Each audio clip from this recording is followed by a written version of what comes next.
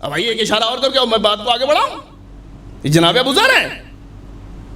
دنیا کتنی چھوٹی ہے آپ کی نگاہ میں کہ پورے دنیا لا کے رکھی گئی جناب ابو ذر کے قدموں میں. کیا آپ اسے لے لیے خط ولایت علی سے ہٹ جائیے. لیکن ابو ذر نے قبول نہیں کیا.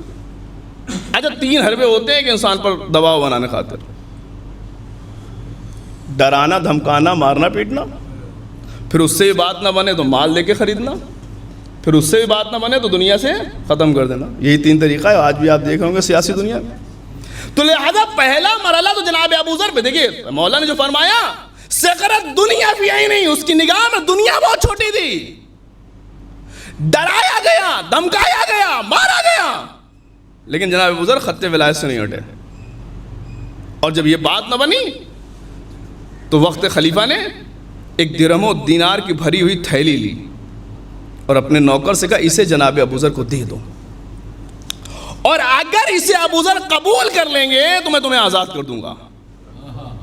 دیکھیے پھر نہیں قبول ہوا تو اس کے بعد کی موت کی زندگی جناب ابو ذر شہید ہو گئے. لیکن یہاں پہ سنیے کہ اگر جناب ابو ذر نے قبول کر لیا تو میں تمہیں آزاد کر دوں گا. تو اس نے کہا یہ کون سی بڑی بات ہے، میں دے دوں گا اور مجھے آج آزادی بھی مل جائے گی. اس واقعے کو شہید مطہری نے سیری در سیر نبوی میں لکھا ہوا ہے. نبی پاک کی سیرت میں اس واقعے کو لکھا ہے شہید مطہری نے. لہٰذا وہ غلام ایک دینار سے بھری تھیلی لے کے جناب ابو ذر کے پاس گیا. اب دنیا سے غرض دنیا فی آئی نہیں. اس کی نگاہ میں دنیا چھوٹی تھی. میرے لیے عزیز اسی لیے تھا کہ وہ اس کے نگاہ میں دنیا چھوٹی تھی. تھیلی درہم و دینار کی لے کے پہنچا. دیکھیے اب علی والے کس طرح سے گفتگو کرتے ہیں. کہا حضور میں آیا ہوں. دروازہ کھولا، بٹھایا. کہاں سے آیا ہو؟ کہا فلاں جہاں سے. کہا کیوں؟ کہ یہ درہم و دینار کی بھلی تھیلی لے کے آیا ہوں. کہا کس لیے؟ کہ یہ آپ کو بھیجوائی گئی ہے. نہیں اب توجہ کریں، میرے ذمہ عرض کر رہا ہوں. یہ آپ کو بھیجوائی گئی ہے. کہ کس نے بھیجا؟ کہ فلاں صاحب نے.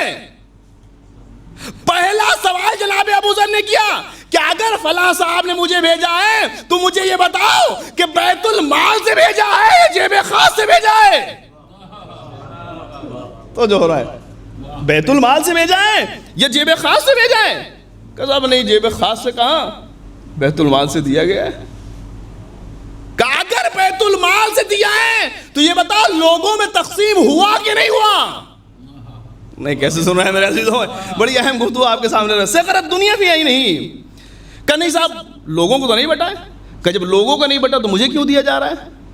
کہ صاحب جناب کا حکم ہے کہ آپ کی خدمت پہنچا دیں.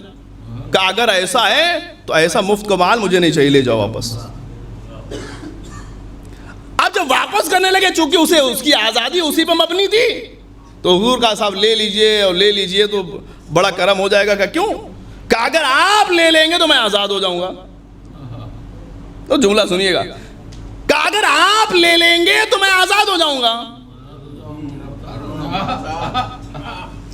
کہ آپ غلاموں کو آزاد نہیں کر سکتے. آپ کے مولا کی سیرت رہی ہے. کہ ہاں سیرت تو ہے مولا کی، لیکن میں اسے نہیں لوں گا. کہ نہیں حضور لے لیے تاکہ میں آزاد ہو جاؤں. کہ کیا خوب کہتے ہو، میں اس تھیلی کو لے لوں، تم آزاد ہو جاؤ، میں اس کا گرفتار ہو جاؤں.